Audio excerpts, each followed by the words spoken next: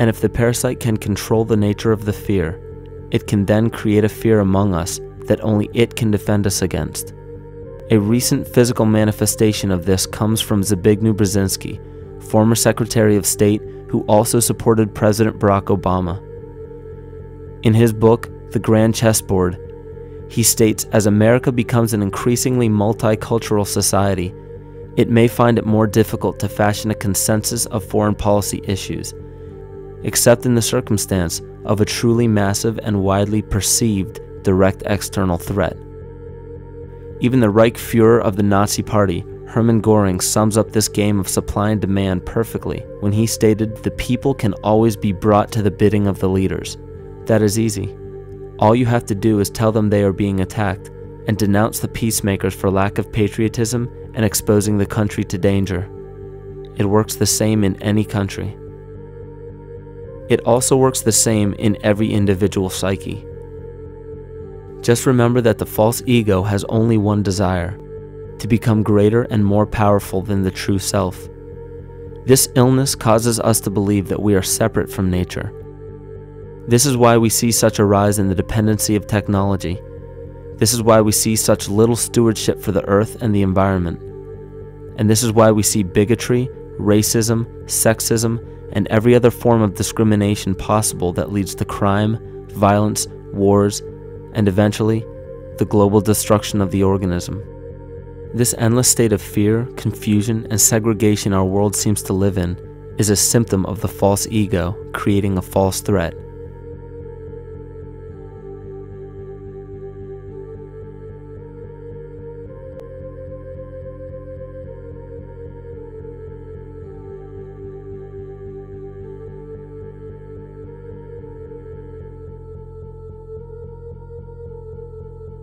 Many of the United States presidents have blood relations with each other.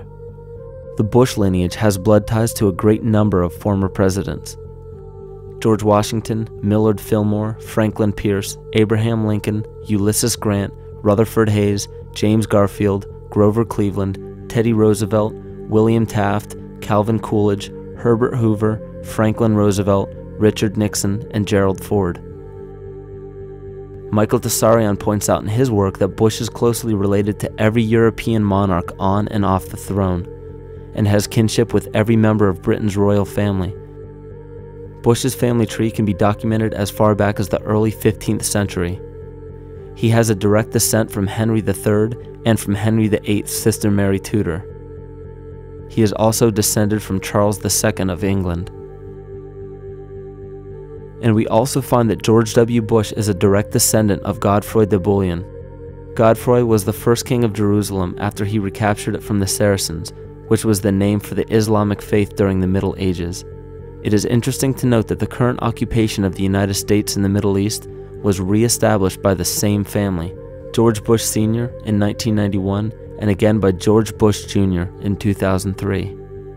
George Bush Jr. is then found to be a cousin to both opposing candidates of his 2 terms in office, Al Gore and John Kerry. Democratic President Barack Obama also has blood ties with George W. Bush, as well as Gerald Ford, Lyndon Johnson, Harry Truman, James Madison, and the British Prime Minister Sir Winston Churchill.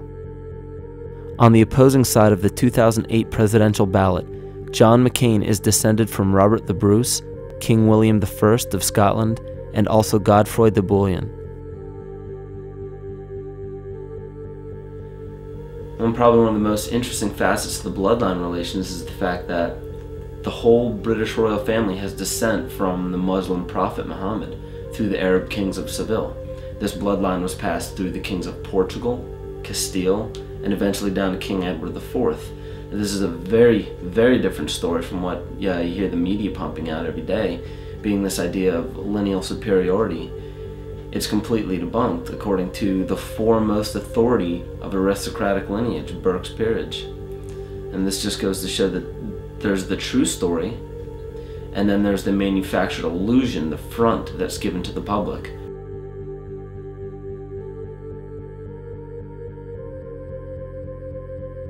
These blood ties go on and are documented thoroughly through literature such as Burke's Peerage and other comparable books.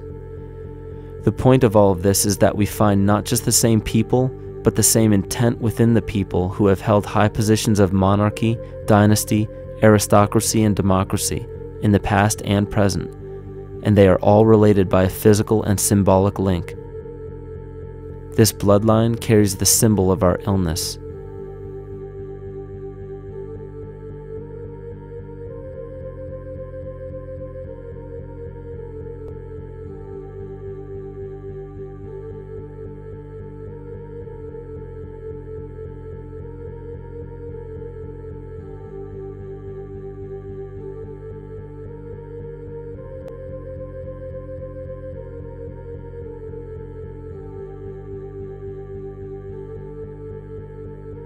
The symptoms of our psycho-spiritual illness are the wars, terrorist attacks, artificial or man-made disasters, and leader figures. As long as the people remain oblivious to their inner drives and inner nature, they will always fail to recognize why these events take place and why these figures rise to such powerful positions. The reason why we have failed for thousands of years to conquer these archetypal rulers permanently is because for thousands of years we have been fighting the symptoms of an illness and not the root cause. For every corrupt government that falls at the hands of a revolutionary, oppressed people, 2 more will rise in its place every time, because the root cause of a corrupt government does not exist in the individual leading that government. It exists within the psyche of every individual, because an unaware host to a deadly parasite will do anything to avoid accepting his own incapacity for freedom.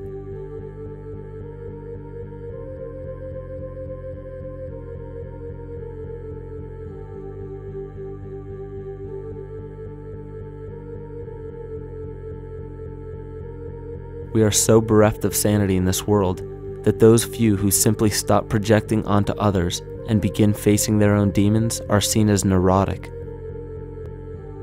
An article written in the 1950s states that studies showed that individuals who had been isolated from their familiar social and cultural environment became neurotic. This shows that when those individuals had no object to identify their darker emotions with, they began to see these things in themselves, that which they refused to recognize before, and were unaware of why they appeared and how to cope. Facing our true inner self is virtually unknown in our world today. This is why no matter how many civilizations rise and fall, it is our collective consciousness that creates our governing apparatus, not individual people.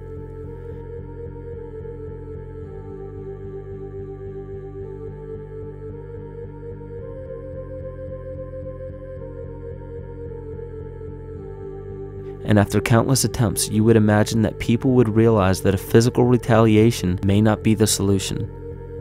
Yet here we are, thousands of years later, with technology that can clone DNA, vehicles that can break the sound barrier and probe the depths of space, and science that can overcome almost any sickness. Yet we still fail to take notice to the importance of thoughts and consciousness. This is the very definition of insanity. And every single one of us is responsible for this psychic epidemic because we're killing the messenger and paying no attention to the message.